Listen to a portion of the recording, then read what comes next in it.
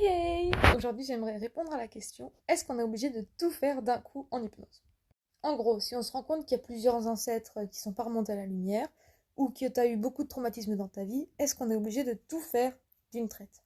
Si tu me connais pas encore, moi c'est Chloé et je t'aide à comprendre et identifier tes cycles répétitifs pour les briser et pour que tu puisses enfin avancer.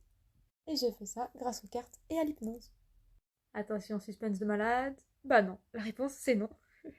Voilà, c'est tout. Allez, bisous, passez une bonne soirée. Bon, blague mise à part, je vais t'expliquer un peu plus. Imaginons qu'on aille travailler sur tes blessures et traumatismes d'enfance.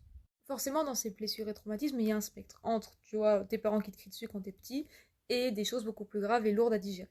Leur quantité, elle varie. Tu peux avoir énormément de traumatismes de petit degré, ou tu peux en avoir beaucoup de gros degrés, ou tu peux avoir un petit peu de tout.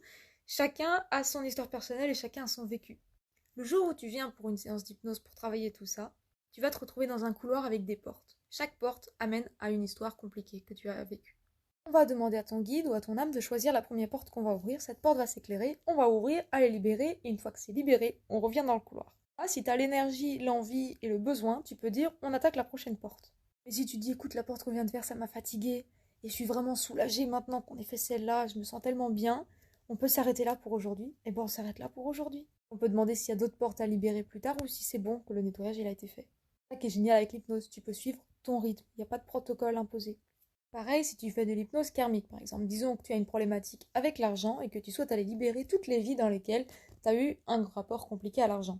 On peut faire une vie, la libérer, et une fois qu'elle est libérée, tu reviens au tableau de commande. Et là, pareil, on va regarder, est-ce que tu as l'énergie d'attaquer une autre vie, ou est-ce que franchement, celle-là déjà, libérer celle-là, ça t'a libéré d'un énorme poids.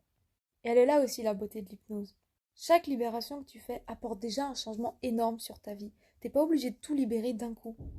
Bon, si t'es arrivé jusque-là, un grand merci d'avoir écouté. J'espère que ça t'a fait du bien. J'espère que t'as compris des choses. J'espère que tu as des questions. Si tu as des questions, n'hésite pas à me les poser parce que je suis là pour ça.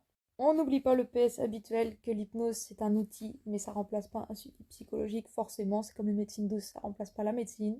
C'est complémentaire. Ensuite, n'oublie pas de liker, de t'abonner, de partager, d'enregistrer. Tu connais la chanson. Et surtout, prends soin de toi et repose-toi. Voilà, c'est déjà terminé pour aujourd'hui. Alors je t'invite à t'abonner à la chaîne si ce n'est pas encore fait, à liker et à partager cette vidéo, à me retrouver sur tous les autres réseaux, tu trouveras les liens en description. Et bien sûr, si tu as envie d'avoir une méditation gratuite, tu la trouveras sur mon site internet. Bisous!